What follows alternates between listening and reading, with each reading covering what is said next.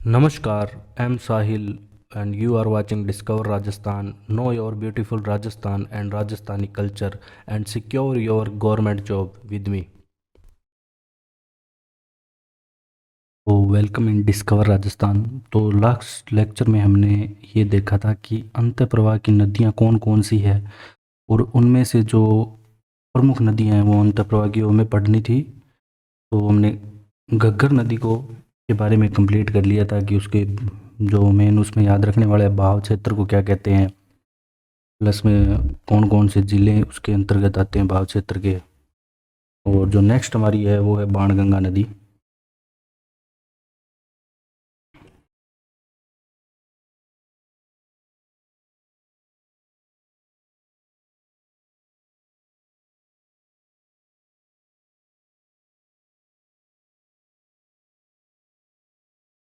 तो बाणगंगा नदी है, अब इसका आपको उद्गम पता होना चाहिए कि उद्गम कहाँ से होता है। ये सारी बातें इंपॉर्टेंट है जितनी भी यहाँ पे हम लिख रहे हैं। तो ये याद हो गया आपको, 2-3 बार आपको कम से कम इसका रिवीजन करना पड़ेगा। इसका उद्गम होता है वो है बीजक की पहाड़ी, बीजक की पहाड़ी जयपुर से। बैराठ नगर भी कहते हैं।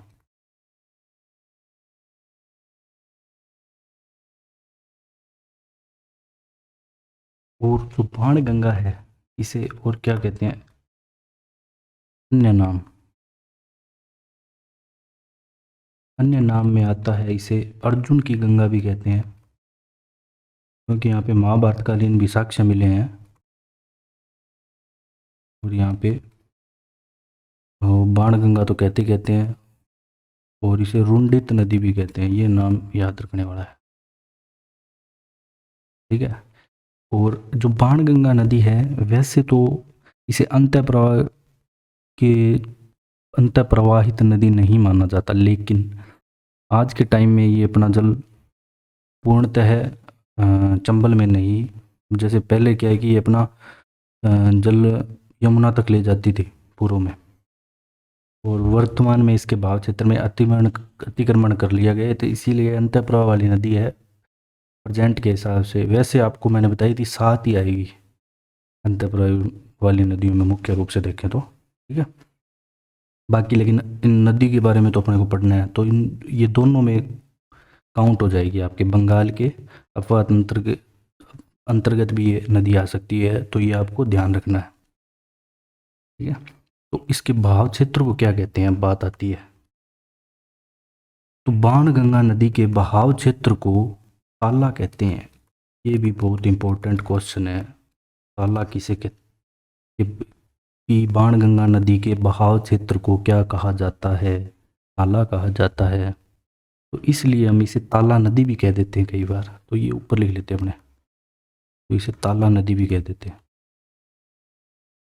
और इस पे जो बांध बना है वो कौन सा बना है, तो बाणगंगा नदी पे एकमात्र बांध है जमवा रामगढ़ बांध, जिससे पूरे जयपुर को पेयजल मिलता है, ठीक है। जमवा रामगढ़ बांध। और ये बनवाया किसने था, 1903 में राम सिंह द्वितीय ने बनवाया था।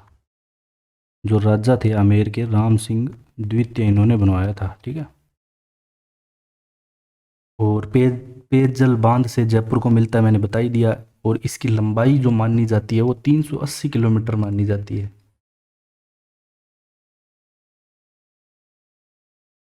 क्योंकि ये पहले यूपी तक जाके अपना जल यमुना में डालती थी, तो इसलिए।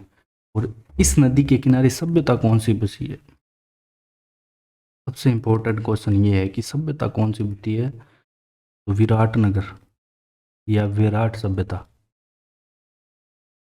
ठीक है, बैराठ। ये हमने कला संस्कृति का टॉपिक है, हमने पढ़ा भी था।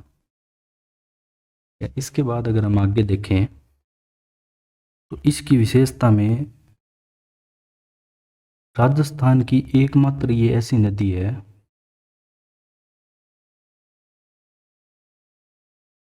राजस्थान की राजस्थान की एकमात्र ऐसी नदी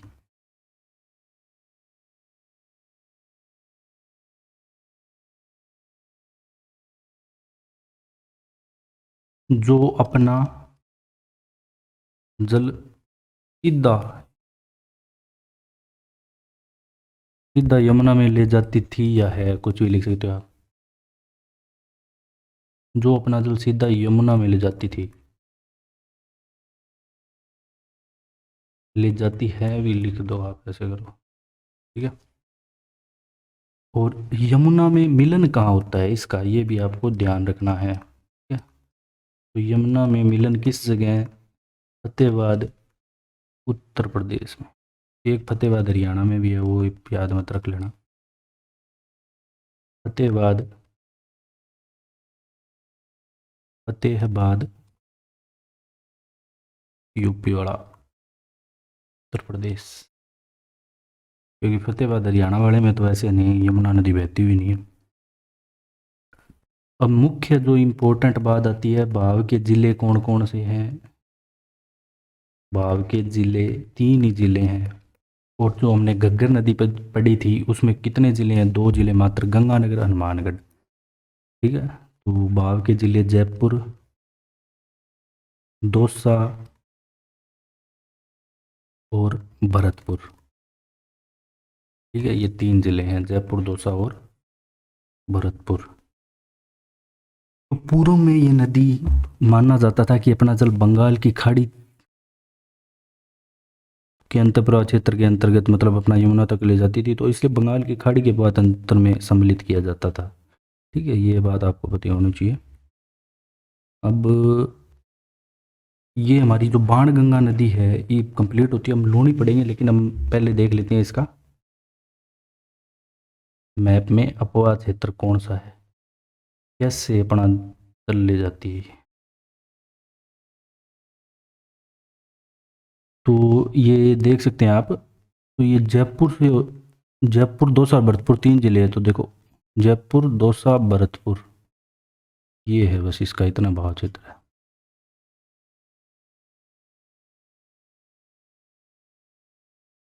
ठीक है। बाणगंगा, ये है बाणगंगा, ठीक है? तो नेक्स्ट हम पढ़ेंगे नदी, लूनी नदी। और ऐसे तो लूनी नदी को भी क्या कि अरब सागर के प्रवाह के अंतर्गत माना जाता है, लेकिन ये अंत प्रवाह भी माना जाता है, दोनों ही बातें हैं। तो अपने को ये मैटर नहीं करता, ठीक है। अपने को नदी के बारे में, लूनी नदी क्या सबसे इम्पोर्टेंट है, और इसकी सहायक नदियाँ भी हमें याद रखनी पड़ेगी। तो इसका उद्गम देखते हैं हम कहाँ से होता है। जब हम इसका उद्गम देखते हैं तो नाग पहाड़ अजमेर से होता है, आपको याद रखना है ये।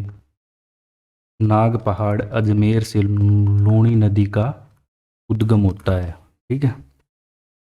और उद्गम स्थल पे इसका नाम जो होता है ना, वो सागरमती होता है। तो सागरमती और सरस्वती नदी दो मिलके आगे जाके लूनी नदी बनती है, ठीक है। तो इसके उद्गम स्थल का नाम ऐसे लिख लो, उद्गम स्थल का क्या नाम है? तो उद्गम स्थल का नाम है सागरमती, ठीक है, सागरमती।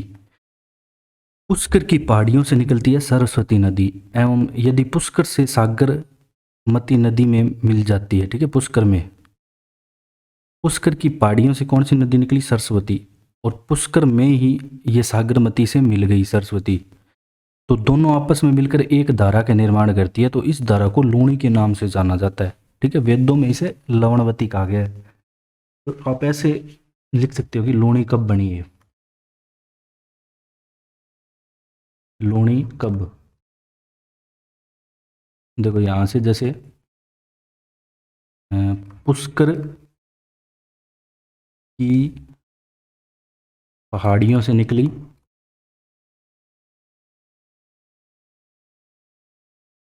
सरस्वती नदी, निकलती है, जो पुष्कर में ही, जो पुष्कर में ही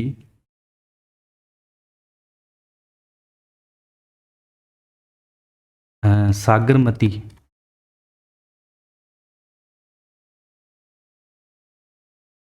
सागरमती में मिलकर एक धारा का निर्माण करती है। एक धारा का निर्माण करती है। ठीक है। अब ये एक धारा का निर्माण करती है तो इसे लूणी नाम दिया गया है। लूणी नदी नाम दिया गया।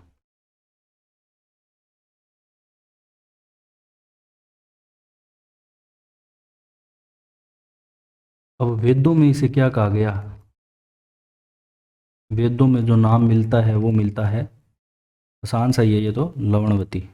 लेकिन ये कन्फ्यूजन कर सकता है उठ पटांग नाम लेके, तो लवणवती आप याद रखना। कई बार क्या है, एक जैसे नाम दे देता है चारों ऑप्शन में, तो कन्फ्यूजन पॉसिबल है। कालिदास ने इसे क्या कहा, ये इंपॉर्टेंट है। जो कालिदास ने इसे अंत सलीला कहा है। अंत सलीला।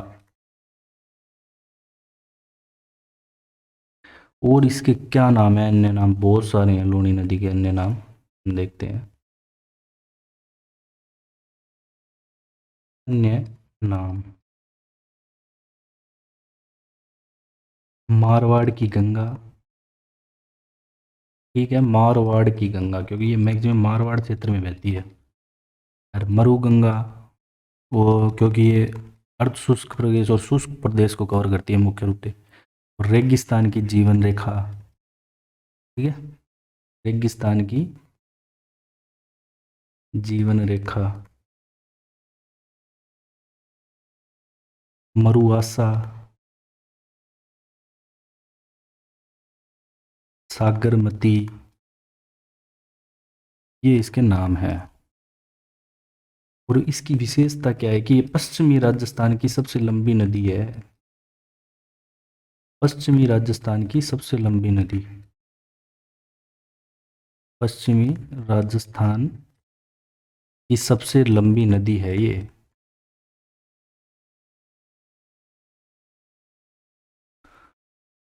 और इसके मुख्य जो याद रखने वाली बातें और आती है, वो है भाव के ज़िले कौन कौन से। इसमें भाव के ज़िले ज़्यादा हैं, तो आप मैप में याद रखोगे तो ज़्यादा बढ़िया याद रहेगा। तो बहाव के ज़िले,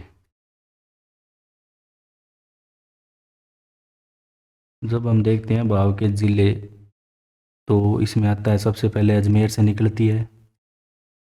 ठीक है, अजमेर से कहाँ गई, नागौर में। नागौर से जोधपुर,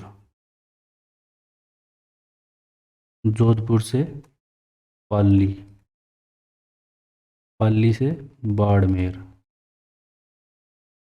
बाड़मेर से जालोर। कुल जिले पूछ लेता है तो कुल जिले भी याद है रखना, 6 जिले हैं कुल। ठीक है। एक ट्रिक है इसकी याद रखने के लिए, अगर आप अपनी भी ट्रिक बना सकते हो, अगर ये याद रखनी है भाव के ज़िले। वैसे मैप में आपको याद रह जाएगा, इसके इतने ज़िले भी नहीं है, 6 ही ज़िले हैं।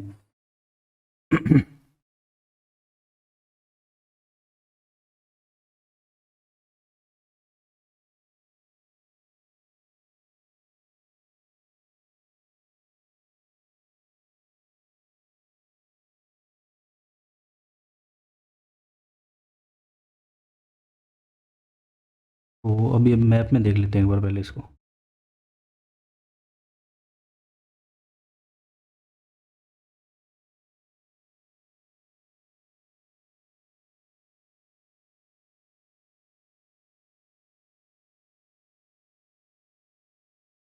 तो थोड़ा छोटा कर ले।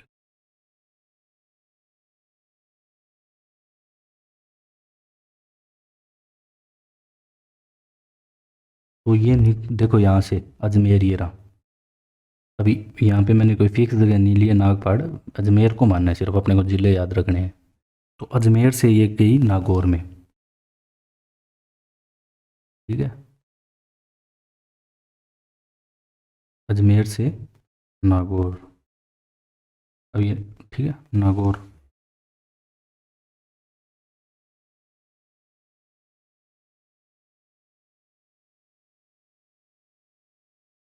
अजमेर से नागौर जोधपुर, पाली,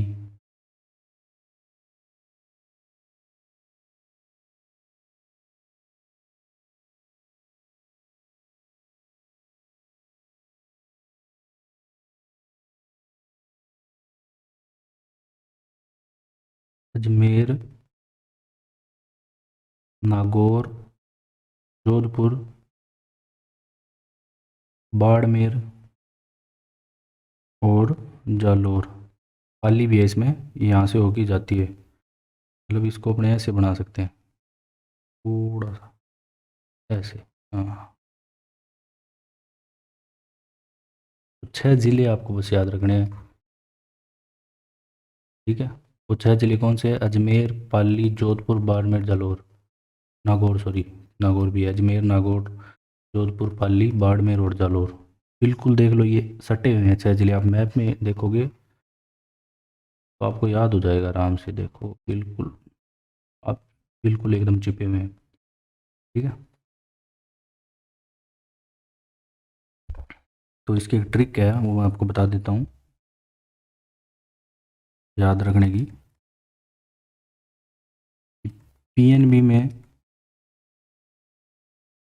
जल आएगा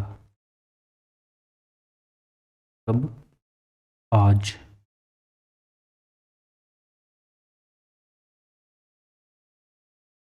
ठीक है, इसको अपने नीचे लिख लेते हैं, तो फिर समझ आ जाएगी।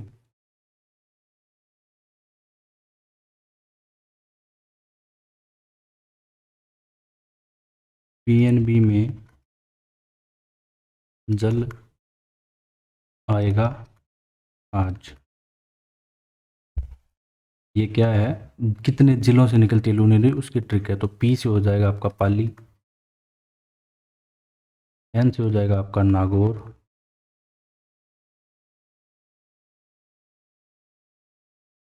बी से हो जाएगा आपका बाड़मेर। अब जय से जालौर और जोधपुर दोनों हैं, ठीक है, तो आप इसको जय से जालौर कर लो, और यहाँ पे हो जाएगा जय से जोधपुर, अजमेर व जोधपुर।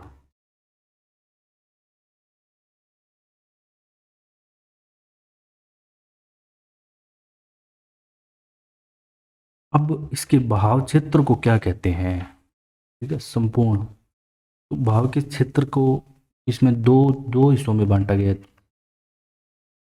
इसका जल क्या है कि बालोतरा में जाके खारा होता है लूनी नदी का, ये भी पूछा जाता है। तो बहाव के क्षेत्र को क्या कहते हैं?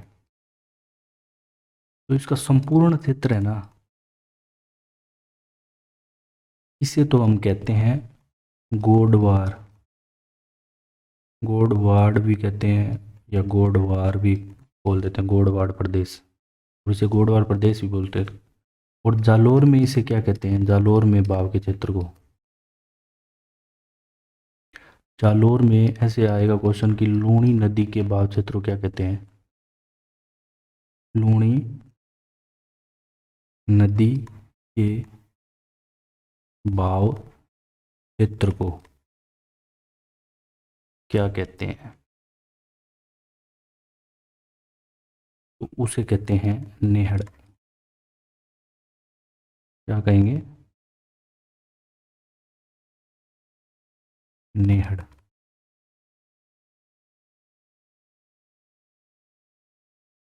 जल मीठा इसका बलोत्रा तक होता है, जल मीठा कहाँ तक?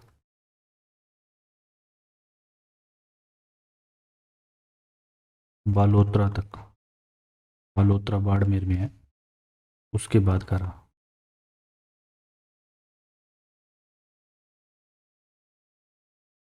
बालोतरा तक। ठीक है, और खारेपन का कारण वही है, मिट्टी में लवणता की मात्रा ज़्यादा होना। और लूनी नदी पर बांध भी है मुख्य, तो वो भी आपको याद रखनी है, लूनी नदी पर बांध।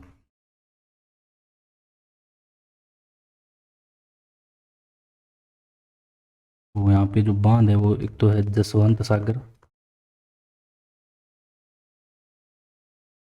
दूसरा यहाँ पे बांध है पंचयाक बांध, दोनों आपके जोधपुर में है। दोनों कहाँ पे है? जोधपुर में। ये भी आपको याद रखने हैं। और ये सिर्फ वर्ष में 3 महीने बहती है, जब इसे अंतः प्रवाह के अंतर्गत रखा गया, लेकिन कुछ इसे अरब सागर के अपवादांतर के अंतर्गत भी रखते हैं। ठीक है। और अरब सागर में गिरने वाली नदियों में 10.4% जल लूणी का होता है। ये नोट करके लिख लो।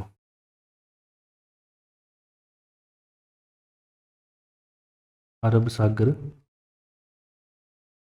में गिरने वाली नदियों में 10.4% जल है, वो लूणी नदी का होता है।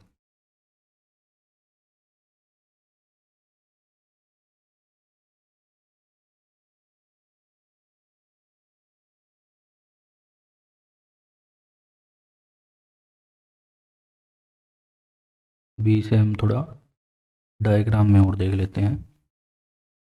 जैसे ये नागपाड़ है, ठीक है, मान लिया ये क्या है? नागपाड़। यहाँ से कौन सी नदी निकली? सागरमती। सागरमती। और ये है पुष्कर की पहाड़ी। पुष्कर की पहाड़ी यहाँ से निकलती है सरस्वती।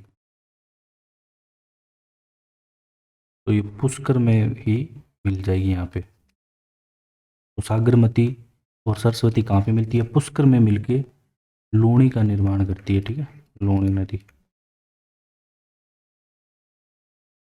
और जिले याद रख ही लिए आपने। और अरब सागर और अंतः प्रवाह दोनों के अंतर्गत आती है। ये आप लिख लेना इसको नोट करके। अरब सागर का अपवाह तंत्र,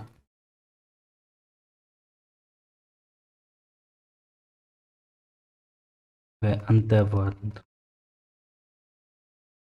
अंतः प्रवाह प्रवाह तंत्र दोनों के अंदर आएगी लूणी नदी।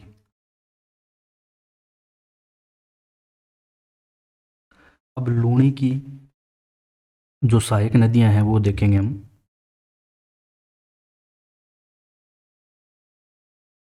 और ये सारी पूछी जाती है एग्जाम में। लूणी की सहायक नदियां, तो इसे याद रखने के लिए भी एक कोड है, ट्रिक।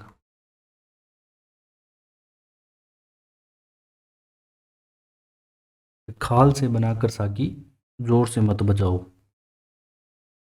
क्या ट्रिक है कि खाल से बनाकर सागी जोर से मत बजाओ।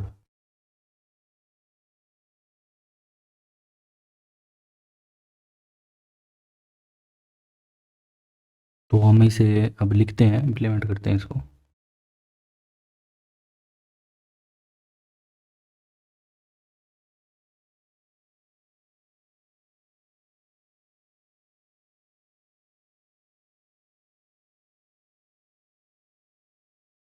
पेन का कलर चेंज कर ले।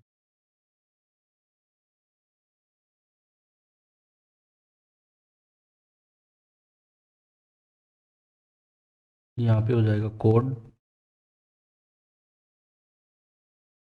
यहाँ पे नदी का नाम, यहाँ पे जो नदी है उसका उद्गम, और लूनी में मिलन कहाँ पे होता है।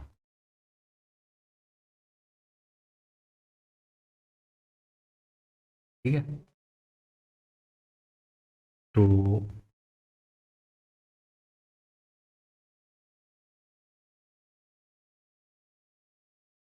खा से हो गया खाल, जैसे हमने लिखा तो खा लिखा पहले, खा से हो गया खारी, नदी का नाम खारी। खारी नदी निकलेगी शेरगांव सिरोही सिरोही से। उद्गम कहाँ पे है? ये आप याद मत रखना, इतना नहीं याद रहेगा। शेर, आप बस इनके नाम याद रखना, शेर गांव, सिरोही। और लूणी में इसका मिलन हुआ लाखर गांव पाली में, लाखर गांव पाली। नेक्स्ट है खाल, ठीक है। तो ले से हो गया लीलड़ी।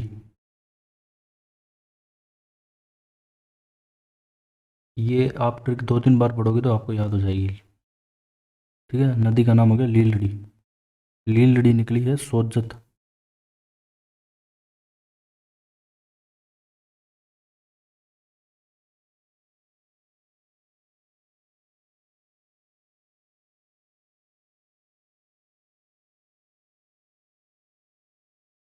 ये लीलड़ी अजमेर में, अजमेर के जवाजा से निकलकर, जवाजा के निकट से निकलती है और पाली में, जिले में मिल जाती है, ठीक है। मैक्सिमम जो होगी पाली में ही मिलेगी आगे। हाल से हो गई सूखड़ी। तो सूखड़ी में वैसे तो इसने अलग अलग डिवाइड कर रखा है, सूखड़ी प्रथम द्वितीय तृतीय, तो आप एक याद रखना, सूखड़ी निकलेगी दिसूरी पाली से। और समदड़ी बारमेर में हो जाएगा मिलन, समदड़ी बाड़मेर। हाल से बना, बना से हो गया बांडी, ठीक है। बांडी में भी प्रथम द्वितीय ऐड कर रखा है, आपको एक ही पढ़नी है। बांडी हेमावास पाली से निकली,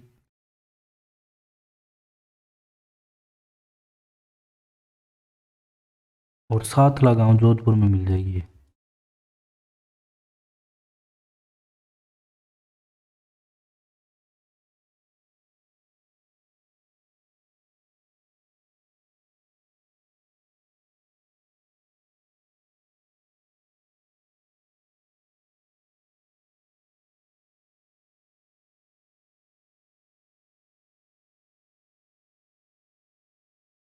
के बाद जो कर है, हाल से बना कर, कर साइलेंट है, सागी। फिर आता है खाल से बनाकर सागी, तो सागी से तो सागी हो जाएगी, सागड़ती। सिरोही की निकलकर जालौर में बहती हुई बाड़मेर में मिल जाती है, ठीक है। सिरोही की अरावली पहाड़ियों से निकलकर जालौर में बहती हुई बाड़मेर में, वैसे हम ऐसे मान सकते हैं कि जसवंतपुरा की पहाड़ी जालौर से निकलकर गांधनगांव बाड़मेर में मिल जाती है, ठीक है। जसवंतपुरा की पहाड़ी जालौर, गांधनगांव बाड़मेर, ठीक है। फिर आता है जोर, जोर से हो जाएगा जोजड़ी।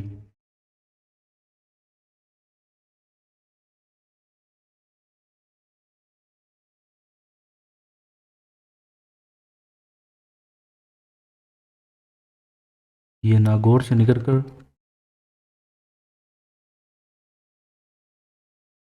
जोधपुर में मिल जाती है, ठीक है। इसके बाद है मत, मत से हो जाएगा मीठड़ी, जोर से मत, मत से मीठड़ी।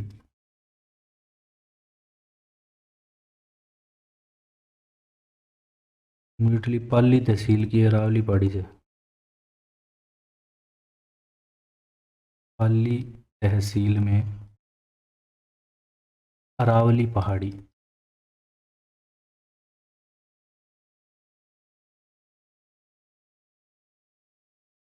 पाली बाड़मेर में बहती हुई ये आंवला गांव के समीप लूणी में मिल जाती है, ठीक है।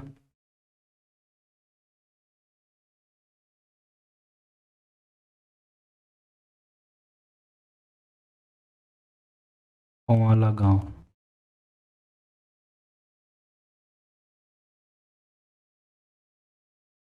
फिर आता है बजाओ, बजाओ, तो बै से हो गया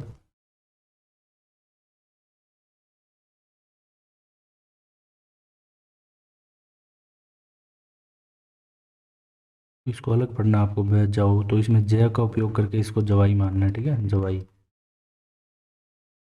ये पाली तहसील के गोरिया गांव से निकलती है, पाली तहसील के गोरिया गांव।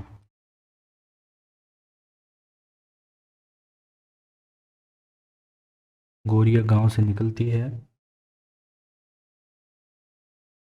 और जालोर में पल्लई गांव के समीप इसके बाएं किनारे पर सोकनी नदी तथा बिराना गांव में यह खारी नदी में मिलती है। और फिर इसके बाद बाड़मेर में अंतर रूप से, मतलब इसको लूणी में, ये बाड़मेर में मिलती है, पहले एक और में मिल जाती है, ठीक है। पहले सोकड़ी में मिलेगी, फिर बाद में बाड़मेर में जाके ये लूणी में मिलेगी। तो ये आपको याद रखना है, खाल से बनाकर सागी, जोर से मत बचाओ, खारी, लीलड़ी, सोकड़ी, बांडी, सागी, जोजड़ी, मीठड़ी और जवाई। इसकी सहायक नदियों के नाम याद रखने, इनके उद्गम स्थल और मिलन याद रखना जरूरी नहीं है आपको, ठीक है। और इसके बाद जो लूणी नदी है उस पर सभ्यताएं भी हैं, जैसे बालोतरा, तिलवाड़ा सभ्यता, तो ये हम देख लेंगे, फ्लो डायग्राम में बनाते हैं।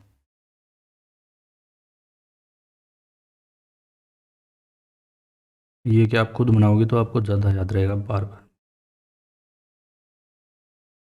ठीक है। ये बना लेते हैं, मैं थोड़ा thickness बढ़ा।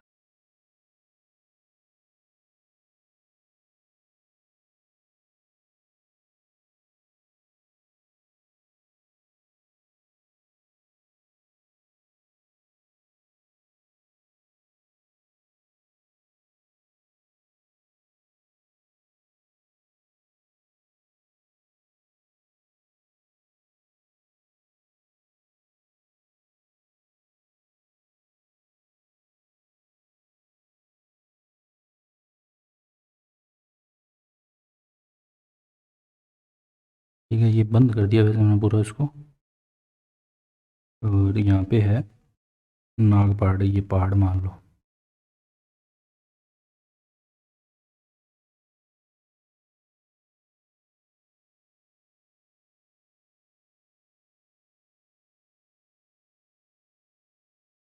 ये है नाग पहाड़।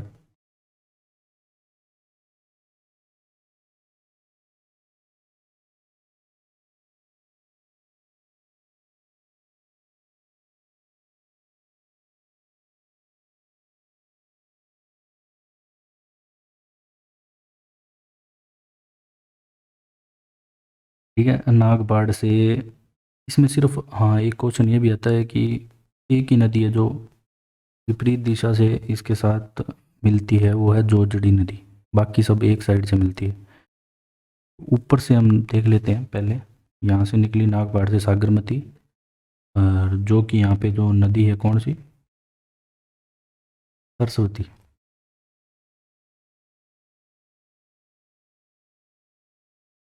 इसके साथ मिलके बन गई यहाँ पे लूणी, तो यहाँ से लूणी नदी स्टार्ट हो गई।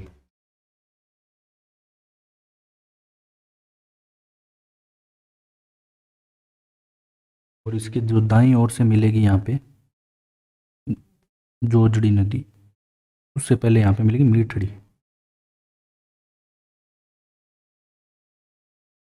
मीठड़ी नदी।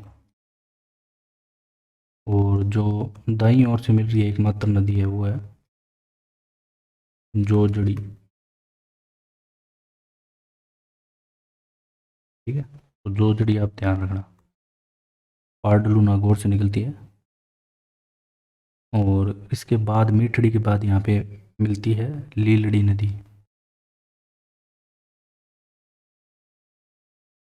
लीलड़ी नदी। और फिर इसके बाद मिलती है बांडी नदी, और बांडी नदी पे बांध है कौन सा, हेमावास बांध। तो इस पे एक बांध बना हुआ है, ऐसे बना दो। बांडी नदी पे कौन सा बांध बना हुआ है, हेमावास बांध, हेमावास बांध। फिर इसके बाद है जवाई नदी, इसको मैं डिफ्रेंशिएट कर दूँ, अभी एक जैसा हो गया, जवाई नदी। और जवाई नदी पे कौन सा बांध बना हुआ है, ये भी पूछा जाता है, जवाई बांध, जवाई नदी पे जवाई बांध।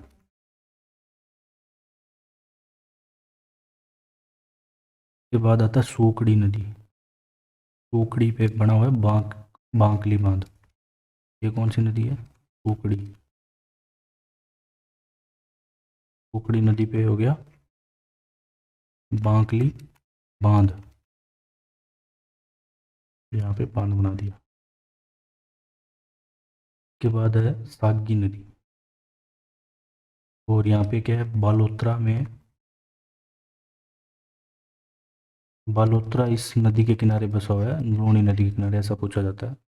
और जो तिलवाड़ा सभ्यता है वो भी लूणी नदी के किनारे है, तो तिलवाड़ा सभ्यता भी आपकी लूणी नदी के किनारे हो जाएगी। और राजस्थान की प्राचीन सभ्यता है, राजस्थान की पूछे तो राजस्थान की सबसे प्राचीन, राजस्थान की सबसे प्राचीन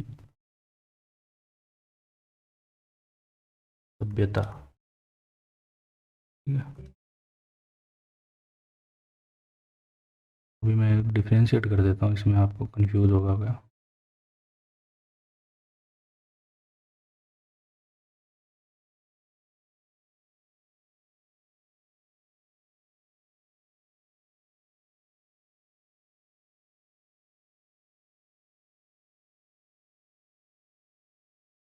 देखो, जैसे यहाँ पे ये सरस्वती नदी मिल रही है पहले, ठीक है, तो इसको मैं येलो कर देता हूँ। तो यहाँ पे मिल रही है मीठड़ी, ठीक है, सरस्वती के बाद मीठड़ी, फिर आ जाएगा लीलड़ी। इसके बाद ये मिल रही है बांडी नदी, बांडी नदी पे कौन सा बांध, हेमावास बांध, आपको याद रखना है, ठीक है। बांडी नदी पे कौन सा बांध, हेमावास बांध, आपको याद रखना है। इसके बाद जवाई नदी, जवाई नदी पे जवाई बांध। उसके बाद मिल रही है सूखड़ी, कौन सी, सूखड़ी। और सूखड़ी नदी पे जो बांध है वो है बांकड़ी बांध, ठीक है। और जो बालोतरा नगर बसा है वो लूणी नदी के किनारे है, ये पूछा जाता है। तिलवाड़ा सभ्यता भी लूणी नदी के किनारे है, और राजस्थान की सबसे प्राचीन सभ्यता। और इसके बाद एक और नदी आती है आगे, ये मिलती है सागी नदी। तो सागी नदी,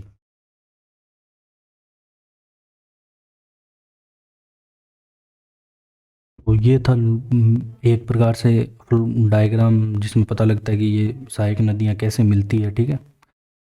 नेक्स्ट टाइम से इसको थोड़ा इम्प्रूव करेंगे मैप को। और अब एक चीज़ और लिख लो आप, लास्ट अंतिम, फिर इसके बाद आपकी अंतःप्रवाह वाली कंप्लीट हो जाएगी। नोट, जो लूणी नदी है, लूणी, लूणी नदी की पूर्वी सीमा काला भरा डूंगर बनाता है, ठीक है, ठीक है। ये बात पूछी जाती है एग्जाम में बार बार। अब हम कल अरब सागर के अपवाह तंत्र की नदियाँ पढ़ेंगे और उन्हें डिटेल में पढ़ेंगे। सोम, जाखम, साबरमती, सूखड़ी, लूणी, वापिस ये इसके अंदर ही आएगी, मतलब अभी इसको दोबारा नहीं पढ़ना पड़ेगा। Thanks for joining Discover Rajasthan. If you like my content, share and subscribe. Thanks for joining.